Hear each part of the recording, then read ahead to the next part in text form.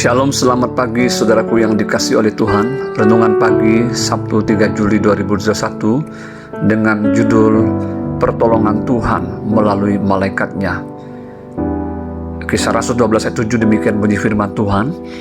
Tiba-tiba berdirilah seorang malaikat Tuhan dekat Petrus dan cahaya bersinar dalam ruangan itu.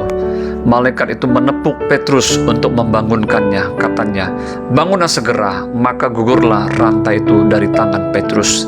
Di dalam perjalanan pelayanan mengabarkan Injil Kristus, para rasul seringkali diperhadapkan dengan tantangan, ancaman, penganiayaan hingga mati syahid. Seperti yang dicatat di dalam kisah para rasul 12 ini, bagaimana Yakobus saudara Yohanes dibunuh atas perintah Herodes demi menyenangkan hati orang Yahudi yang menentang ajaran Kristus pada waktu itu. Ia juga menahan Petrus dan hendak mempermalukannya sebagai tontonan sehabis hari Paskah orang Yahudi. Petrus ditangkap dan dipenjara di bawah penjagaan 4 regu, masing-masing terdiri 4 prajurit.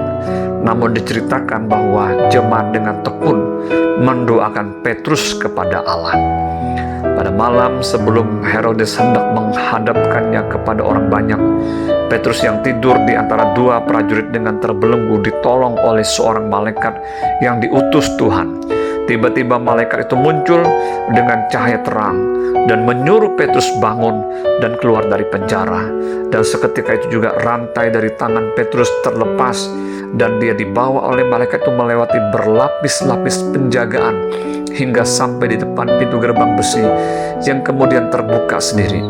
Petrus tadinya berpikir ia melihat sebuah penglihatan, namun ternyata suatu kenyataan. Ia akhirnya bergegas menemui orang-orang percaya yang sedang berkumpul mendoakan dia dengan tekun. Demikianlah Petrus lolos dari jerat jahat Raja Herodes. Melalui catatan peristiwa di dalam kisah para rasul 12 ini, kita dapat belajar beberapa hal, yaitu pertama, ada banyak rasul yang seizin Tuhan mengalami kematian syahid karena Injil Kristus, dan ada pula yang diluputkan ketika saatnya belum tiba. Yang kedua, peran jemaat yang bersehati mendoakan Petrus telah membuat Tuhan berkenan melakukan intervensi ilahi yang supranatural terhadap Petrus. Yang ketiga, Tuhan dapat memakai dan mengutus malaikatnya untuk menolong kita orang yang percaya di dalam masa yang sulit dan genting, seperti yang dia lakukan terhadap Petrus. Tidak ada yang mustahil bagi dia yang dapat melakukan perbuatannya yang ajaib. Yang keempat, orang yang berusaha untuk menghalangi pekerjaan Tuhan dan berniat jahat untuk hamba-hambanya yang justru dipermalukan dan dihukum Tuhan. Raja Herodes yang hidup dalam kesombongan dan tidak takut Tuhan serta mencoba untuk mempermalukan Petrus, pada akhirnya dia mati ditampar oleh malaikat Tuhan karena sesungguhnya ia tidak takut dan tidak menghormati Tuhan.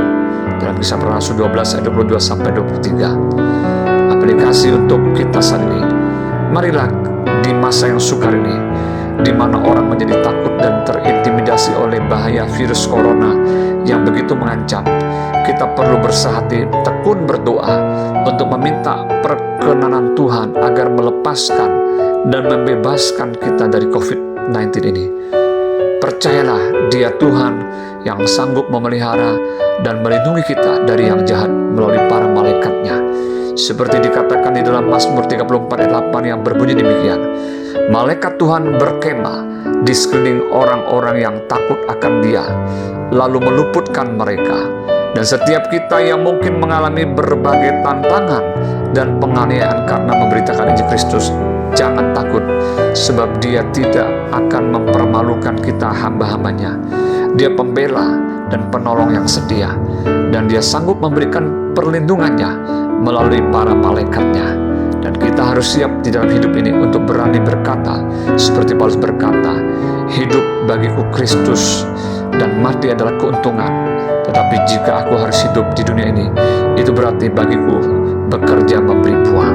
Selamat pagi, Tuhan Yesus memberkati kita semua. Shalom.